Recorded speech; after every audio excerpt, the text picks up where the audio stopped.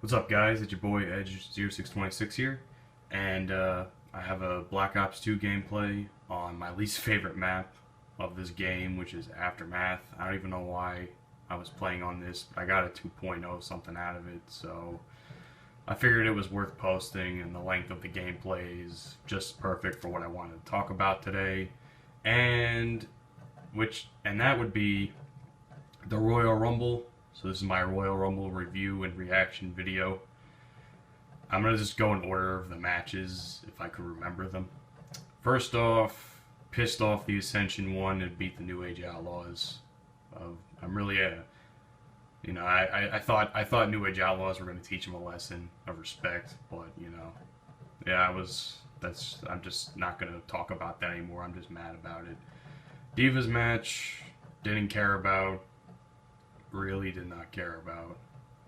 I think there was another match prior to that, but oh yeah, the tag team titles match. Yeah, I didn't care about that either. Really getting sick of the Usos being champions already. I mean, I got sick of them the first time they had the titles, but nah, I'm just getting sick of them now. And the fact that they had to face the Miz and Damien Sandow again for the 50th time just gets watered down a lot. And before I continue, I just want to let you know I'm using the LSW with grip and Full Metal Jacket along with my LSAT with grip. Yes, I know people have a lot of problems with the light machine guns in this game, but at least I'm running around rushing, doing what I gotta do. And that's pretty much all I'm going to talk about for the gameplay today. Oh, and shout out to my buddy Hollow who was in this game. And next up was the WWE World Heavyweight Championship match. Wow. That's all I'm going to say. That's one of the first words that came into my head when after that match was over. It was just wow. I mean, I hate to give this guy credit, but John Cena, I guess you can say John Cena did pretty good and got the match over pretty well. Seth Rollins, obviously a monster as usual. He did a sick job in that match. Brock, oh my God, Brock. After the first two German suplexes, I just decided not to count. I'm like, this is gonna be a lot. He was suplexing people left and right. He caught Seth Rollins twice in midair to F5 for the F5, which one of them he actually got the win with. And I'm very happy about that. I'm very happy Brock got the win instead of Cena. I'm really shocked though that Seth didn't cash in that last night. If it's the only thing I wanted out of that match was I wanted to see a attempt on a cash in. I mean, don't get me wrong, I'm happy Brock won. And I'm happy that the match was great. I mean, that's already, to me, a match of the year contender for the next Slammy Awards, for all I know. But it was a great match. I mean, I didn't see anything wrong with the match. I think it was really good. I mean, I was sitting at the edge of my seat the whole time just for the fact that John Cena could have won and I would have quit WWE right then and there. Because I don't want to see some guy being shoved down our throats beating Ric Flair's potential title record. But that's not the point. Anyway, after that we have the Royal Rumble match. And wow. Just wow. That's just another thing I wanted to say. The Royal Rumble match is what I really want to get into though. If it's any match I wanted to talk about the most, it's definitely the Royal Rumble match, as you see a really bad aim attempt right there. But yeah, so the Royal Rumble match, I mean, it started off a little slow to me because when Bray Wyatt got in, all he kept doing was throwing people out. Like there was no long-term action. Like all he did was beat him up a little bit and throw him out the ring. I mean, don't get me wrong. I was like, man, who's next? Who's next to get thrown out the ring? I was relatively entertained by it. It's just, to me, it made the match to me go a little bit longer because there was nobody was really, there wasn't like five guys in the ring punching each other, which is what I usually look for. I usually look for a lot of guys in the ring at the same time. And there wasn't much of that up until like the last half of the match.